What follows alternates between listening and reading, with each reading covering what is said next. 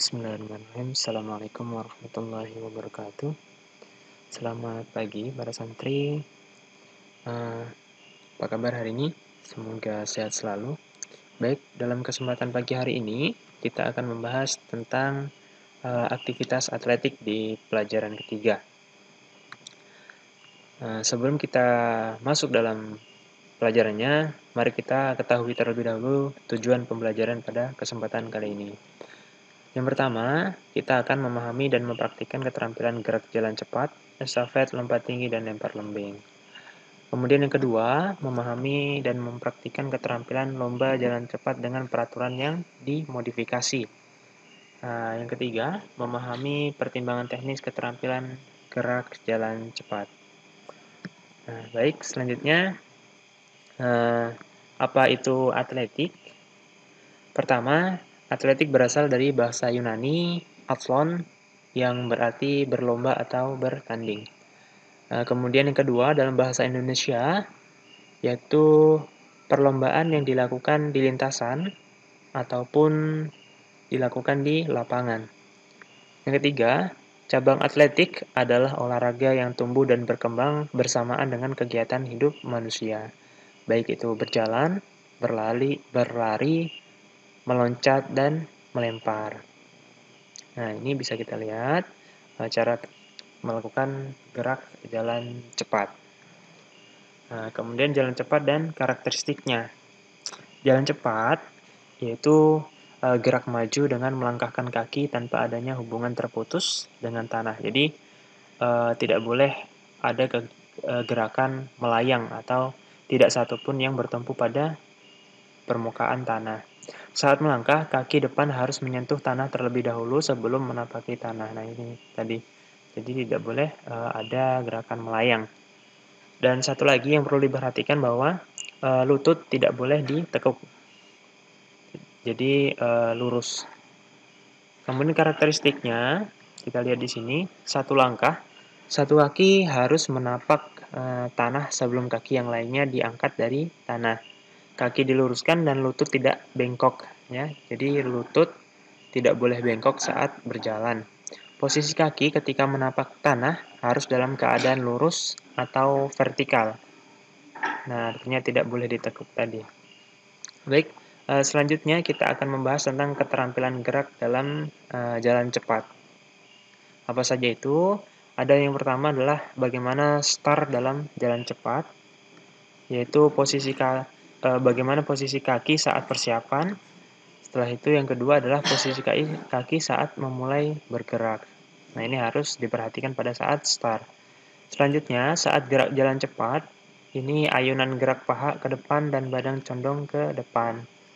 Nah, jadi gerakan saat jalan, paha dan badan harus condong ke depan. Dan gerakan yang terakhir atau keterampilan gerak yang terakhir adalah memasuki garis finish. Bagaimana caranya? Yaitu pada saat memasuki garis finish, kita harus fokus berjalan menuju garis finish. Artinya fokus pada satu target, yaitu finishnya tadi. Tidak boleh terganggu dari gerakan-gerakan ataupun hal-hal yang membuat kita terganggu. Baik, selanjutnya kita akan membahas fase-fase dalam pembelajaran jalan cepat. Ada yang pertama adalah fase tumpuan kaki, terjadi sangat singkat. Ya, jadi tumpuan kaki itu terjadi sangat singkat, bahkan makanya dibilang cepat. Ya. Tapi yang perlu diperhatikan bahwa setiap kita melangkah untuk langkah selanjutnya, maka harus kita bertumpu pada permukaan tanah. Yang kedua, fase tarikan kaki terjadi saat transisi tumpuan posisi kaki.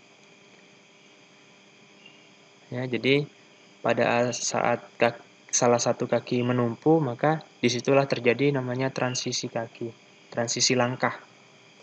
Kemudian fase relaksasi terjadi pada saat selesai fase tarikan dan sebelum fase dorongan. Jadi ada sedikit jeda saat melangkah. Yang terakhir adalah fase dorongan terjadi saat badan mengambil alih titik gravitasi. Nah, ini alami saat kaki itu bergerak melakukan jalan.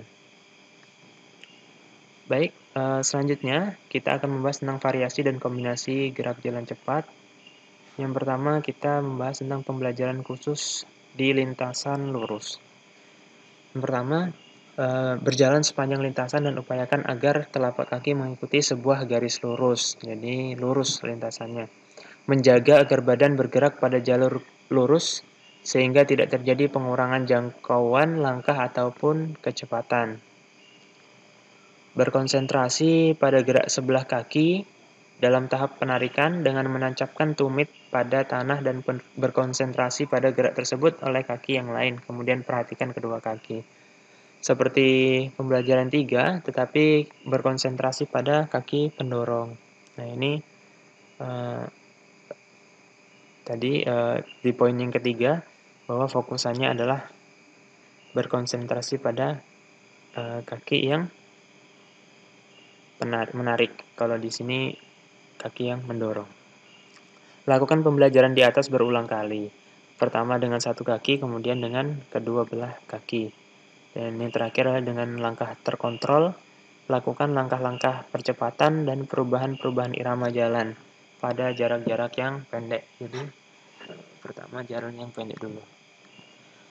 Selanjutnya ini variasi dan kombinasi gerak jalan cepat di lintasan tikungan. Pertama, badan kepala diusahakan tetap vertikal, jadi tidak boleh bengkok. Kemudian lengan bengkok pada siku dengan sudut kurang lebih 90 derajat. Artinya untuk menjaga keseimbangan. Selanjutnya kaki belakang. Setelah melakukan dorongan dengan sempurna, bergerak maju ke depan.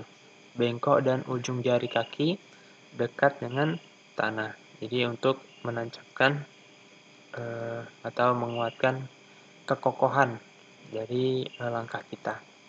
Ketiga, kaki depan ditarik ke belakang dan diluruskan sampai mencapai penarikan dan dorongan. Kaki-kaki bergerak pada satu garis dalam arah jalan cepat dan titik pusat gravitasi menempuh jalur yang sama. Terakhir, ini berdasarkan jarak tempuhnya, ada jalan cepat dengan jarak 200 meter yang pertama, terdiri atas pembelajaran prinsip dan pembelajaran kekuatan, kecepatan, serta stamina.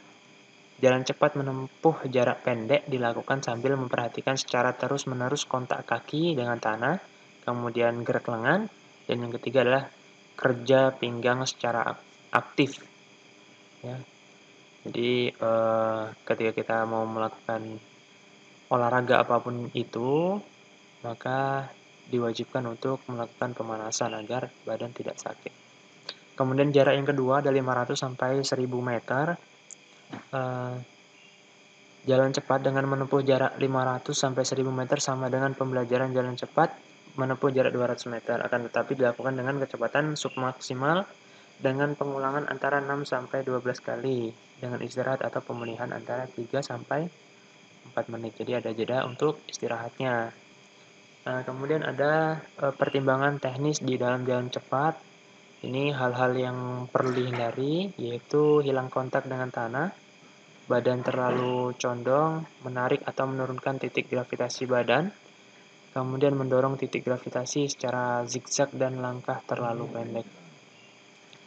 Kemudian yang kedua, hal yang perlu diutamakan, yakni lutut itu tetap lurus, perkuat otot belakang, badan dan lengan tak terlalu tinggi. Kemudian gerak kaki di garis lurus dan lakukan daya dorong yang penuh. Oke, cukup. Terima kasih. Mari simak video